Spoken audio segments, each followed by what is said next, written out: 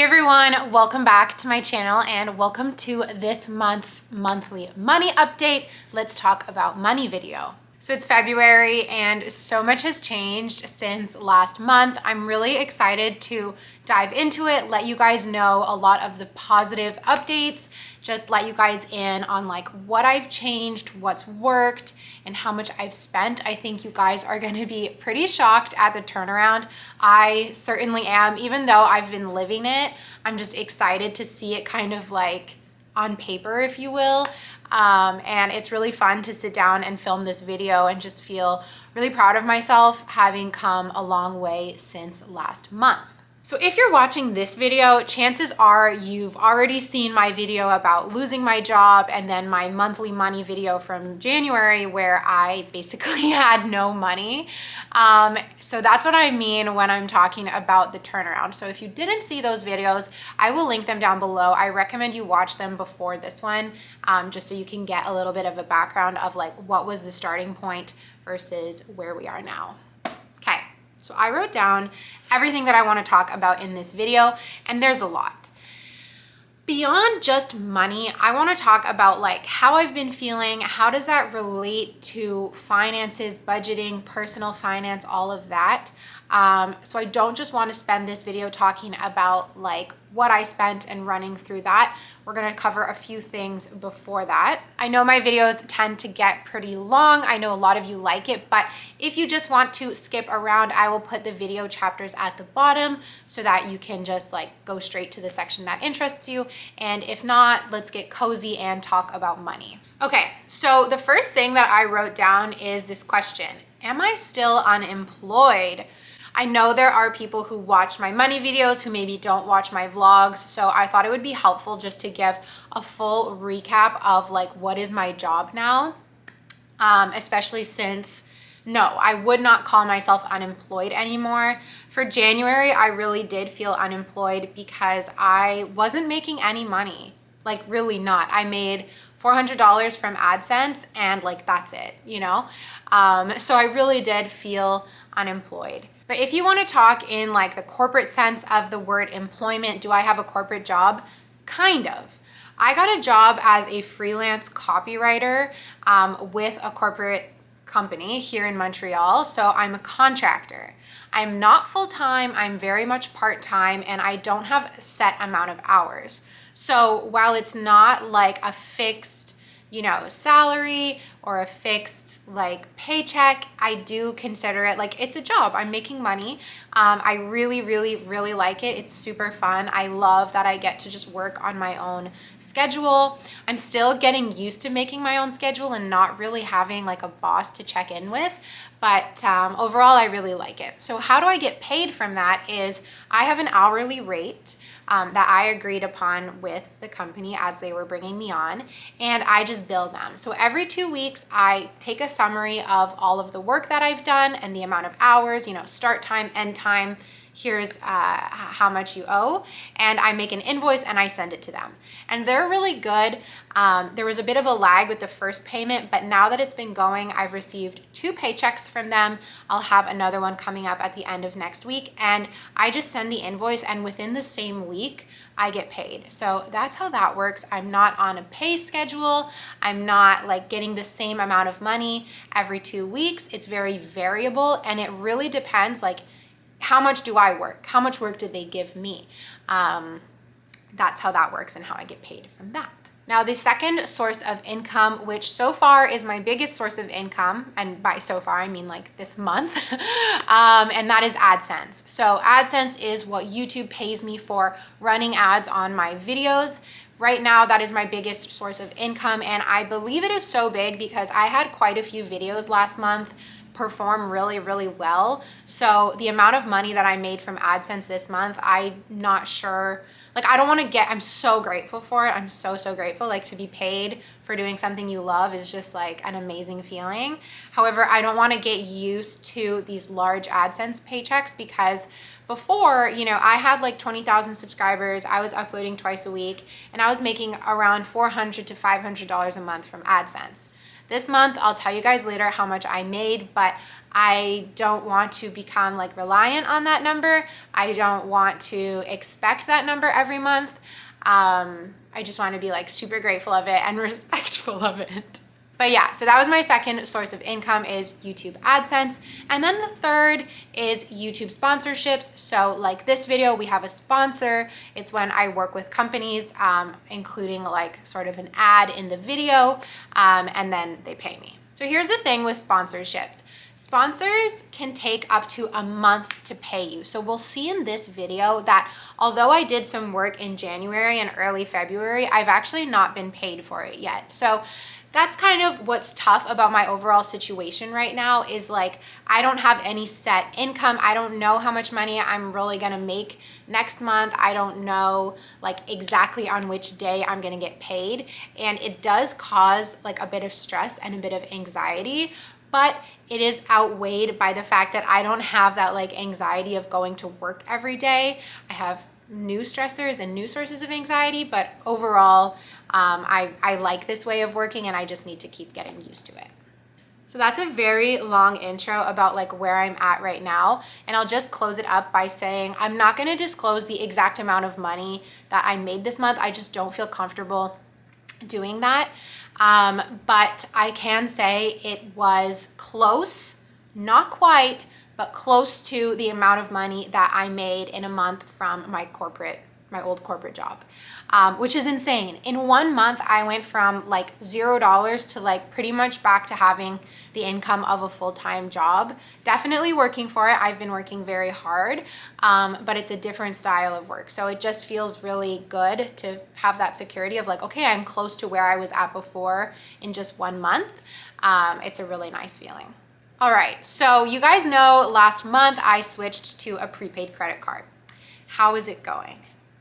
You guys, I'm so happy. It is going amazing. I've been using the Coho credit card. It's so good. I know a bunch of you have signed up for it too, which makes me really happy. It has just kept my spending so under control. Like everything that I wanted it to do, it did. So I gave myself $500 for the month. I didn't know if that would be, you know, not enough, too much, like how would it work? So $500 ended up being a good number, but here's what ended up happening, you guys. I was referring people to Coho. In that video, I have a code that if you use it, you get $20 and I get $20. So I earned about $100 from referring people, which is really amazing. It's like bonus $100 for me, bonus money for you guys who are using it. It's like a win-win situation. But what ended up happening was I didn't realize that people were using my code. And so my balance was refilling. So even when I spent, I was still like, my balance kept going up a little bit. And I was like, why do I still have so much money left? And then I realized it's because some of these referrals came through. So I ended up spending a bit more than the $500, which is totally fine because I just think like this was a learning month.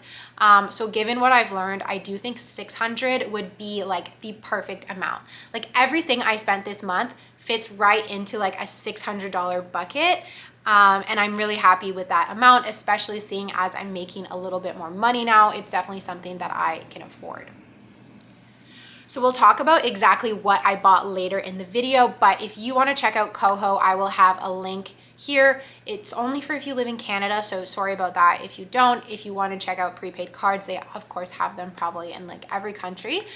So just check it out with your bank or do a quick Google search. But yeah, I'm so grateful. I love it. And just like on the emotional side of that, I feel really proud of myself. Like this is the first time I've ever been able to stick to a budget. And yes, it's because I had to create these parameters around it with the prepaid card, but like whatever works, works. And like, I'm just so excited to be in this new habit. I don't feel like I went without anything this month. I don't feel like there was anything that I was like, oh my God, I can't buy this. Like everything worked out really, really well. So yeah, 2 thumbs up for the Coho card. Okay, you guys, let's take a quick break and I want to talk to you about something so exciting, which is Skillful.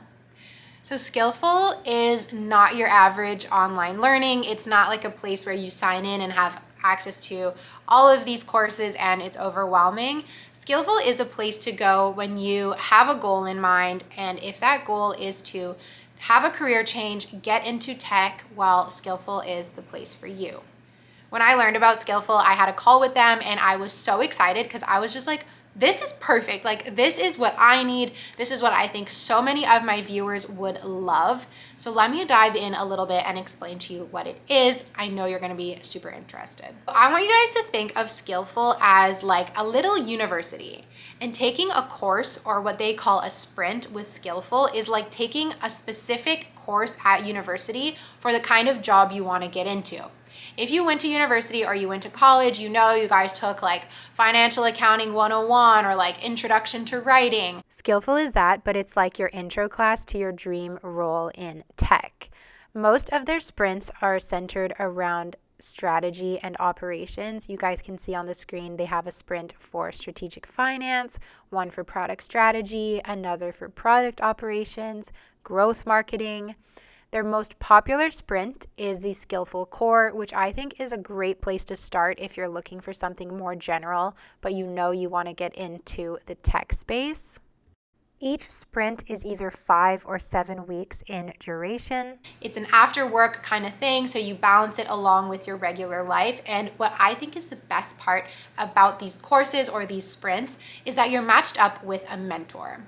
So if you've ever wanted to get into a new company, you know, they always say like, oh, have a mentor, find a buddy within that company. And you might be out there like cold messaging people on LinkedIn. I know I've done that and like it has not really worked. Like I think maybe one time it worked, but I used to have my sights fixed on certain companies. I would reach out to people and they're busy. You don't get a response. Well, with Skillful, when you sign up for a sprint, you are matched with a mentor for that sprint.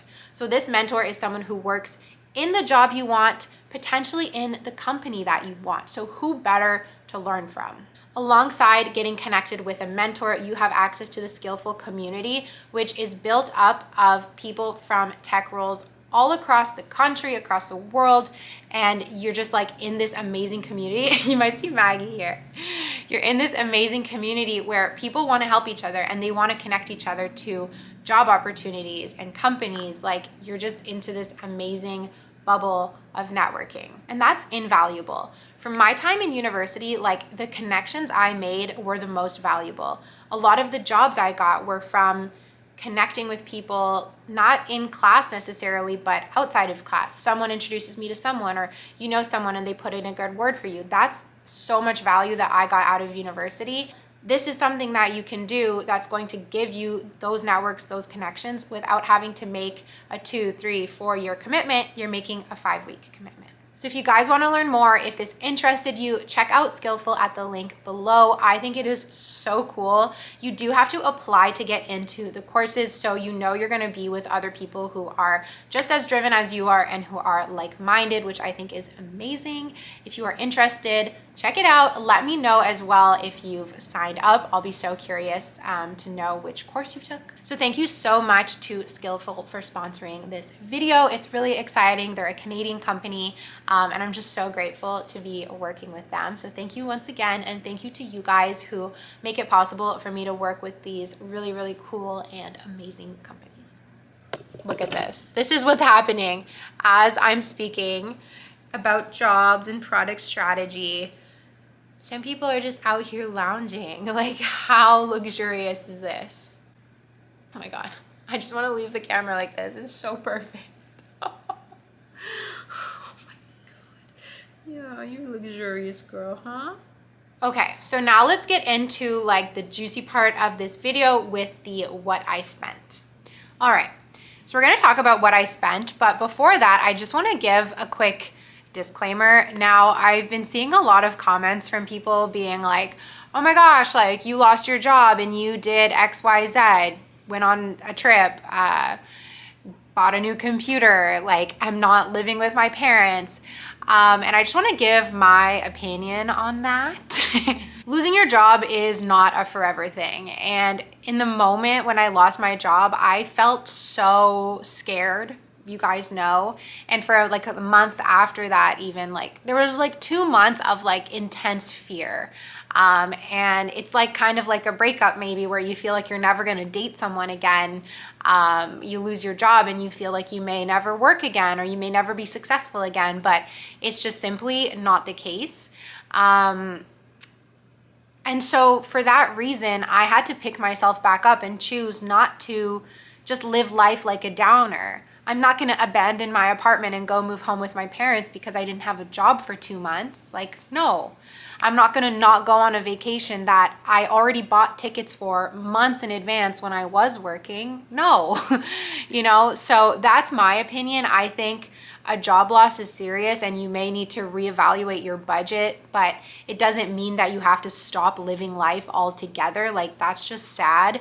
And in terms of what I believe of, like, if you put out this energy that you're like, oh, I'm so poor, I'm like, if I just moved back in with my parents and was like, F it, I would probably not be very motivated to work hard to start a new job or launch my own thing. Like, that's just not what I would do. I would just be chilling, living at home with my parents. So continuing to live life semi-normally with like the lockdowns that we had, helped me land on my feet pretty quickly, because I had a fire under my ass to get a new job, to work hard, to make that money back and continue living my life the way I want to. So that's how I justify these things.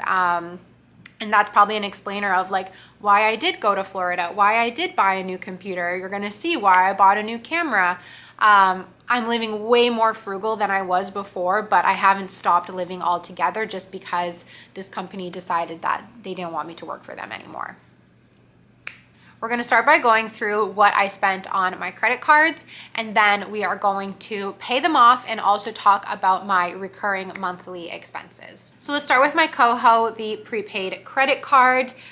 This month, just of February, I can see the total was $478, but because of the way I do my budgeting, I do it from like the 20th to the 20th. I ended up spending close to $600. So I have $40 left on the card, but I'm considering that as like $40 from the referral fees. So it's like not my $40, you know what I mean? So I'll just quickly run through all of the transactions. You guys can see what I bought, and it really shows like where the priorities are when I'm living on a super frugal month, that like this is what I bought. So first thing I bought was $30 at the pet store, some stuff for Maggie, $50 on gas, $70 on a humidifier. I needed a new humidifier like really badly, but that's not a recurring cost at least.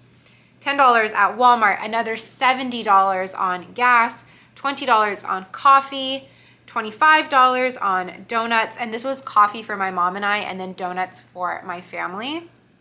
Another $12 later on for coffee, $63 for groceries. I spent 20 bucks at the dollar store. That was a mistake. That was like a shopping trip that didn't need to happen. I then spent another $30 at the pet store, more stuff for Maggie.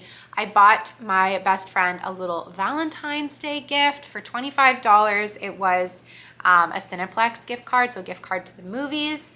What else did I spend? $35 on printer ink at Staples. So I forgot to mention this actually earlier. This month I sold a few items on Poshmark and I needed to refill my printer ink to print the shipping labels. So I earned about $100 from Poshmark. I haven't gotten the money yet, but I sold about $100 worth of clothes and then spent $30 on printer ink in order to sell them. So that's an annoying purchase, but what can you do? Then in Vancouver, I spent $60 on ramen for my boyfriend and I. And then I spent $25 on like popcorn and hot dogs at the concession stand at the Vancouver Canucks game. And then last night I spent $43 on groceries. So I skipped a couple little boring ones there, like $4 on bubbly water at the sports game. But yeah, those are my transactions. So what's cool is I've already paid for those. It's not like a regular credit card where you're like, okay, this is everything I bought and now I either have to analyze whether I feel bad when I'm paying this off, but like I already paid for this. This all came out of money that I already had and that you guys so generously gave to me by using my discount code, or not my discount code, but my referral code. So when you swipe your card and every time I make a purchase, so I'm at the sports game, I know my hot dog is insanely overpriced, but I'm there, I'm having fun, and I'm choosing to spend on this. Sitting here now, I don't need to feel bad. It's very liberating.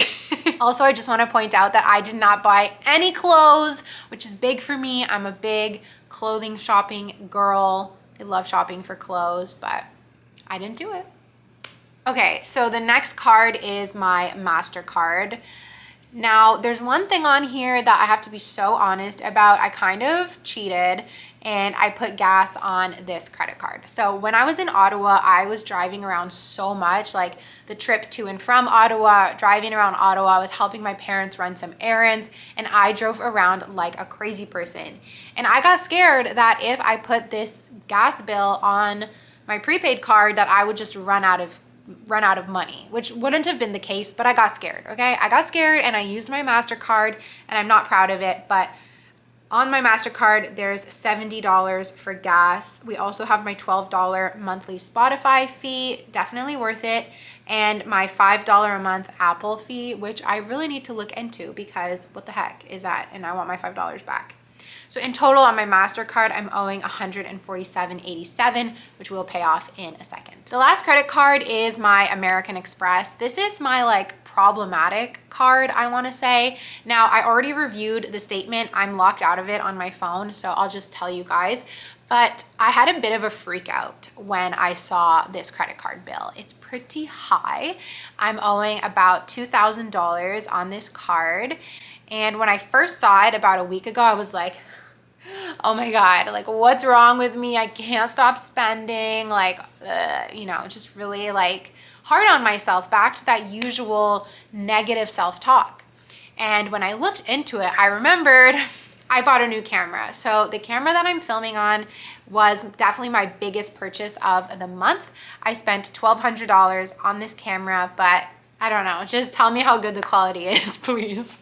But I really like it, I'm really happy with it. And I had already put aside some money into what I call my YouTube savings, which was for this camera. I knew this purchase was coming up for a while, so I put the money aside and voila. So luckily I already have the money in my savings account to pay this off, so it's less of like an ouch when it comes to paying off this credit card.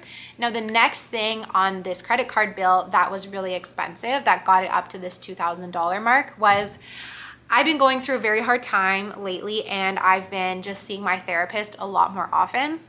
So we have 3 therapist appointments on this credit card at $160. It's pretty expensive. Therapy is not something I want to give up, and it's something that I wholeheartedly believe is like worth investing in. Like it's literally paying for your health. So it's not something I'm going to stop doing. I like the frequency that I'm going, so I just need to make room for it in my budget, which now that I'm speaking and I'm thinking out loud, I think I'm going to keep my Coho at $500 just to compensate for this like time of needing a bit more therapy. And if the Coho bill is really like, if I really feel like I'm going over again, then I can add more money, but I'm going to stick to the 500 for now because hopefully I'll just buy less gas and no humidifiers this month.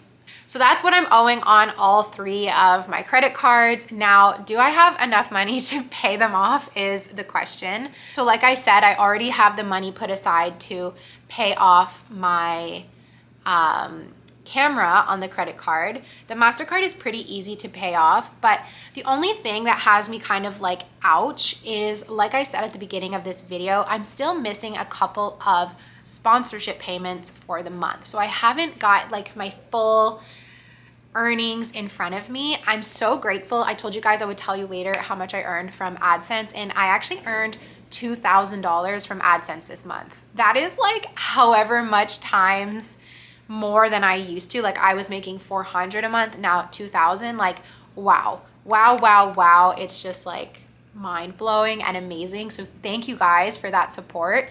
And that's my biggest like source of income this month, was that AdSense check.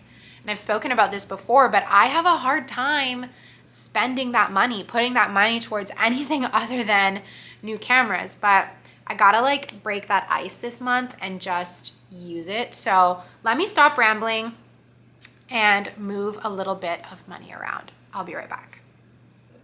Okay, so I just paid off my I just paid off my MasterCard. That was an easy one and it feels really good. The next step is going to be to send $500 to my Coho, and that is done by e-transfer. So it's pretty easy and it's like a very nice, seamless service. I just added myself as like a payee on my banking app, so it just automatically will like e-transfer the amount that I send. So I'm gonna hit continue, send now. Great. And already I got a notification saying that my account has been credited with the $500. Now all the emails are coming in. The last thing I need to do is pay off my Amex, but I'm just gonna wait a little bit. I forgot to mention there was one more charge on that, which was I was like accidentally charged or accidentally refreshed for a gym membership that, like, it's a long story, but there's a $175 charge on there that should not be there. I thought they canceled it and they did not. So I like wasn't expecting to have this payment. Unfortunately, the charge came in right on the last day of my statement. So even if they reimburse me like today, it still shows on that statement, which sucks. It makes me really angry. I hate it when companies do this. Be so careful with your subscriptions, you guys. So I'm just gonna wait. I'm gonna wait and see if they reimburse me because I don't have so much extra cash that I can just like upfront this reimbursement and then like wait. So yeah, I'm just gonna wait. I'm gonna leave the money in my checking account for now. And now let's talk about any remaining expenses as well as savings. Where does the rest of the money go? So I have a big bill that I need to pay this month. Aside from my rent, I need to pay my hydro.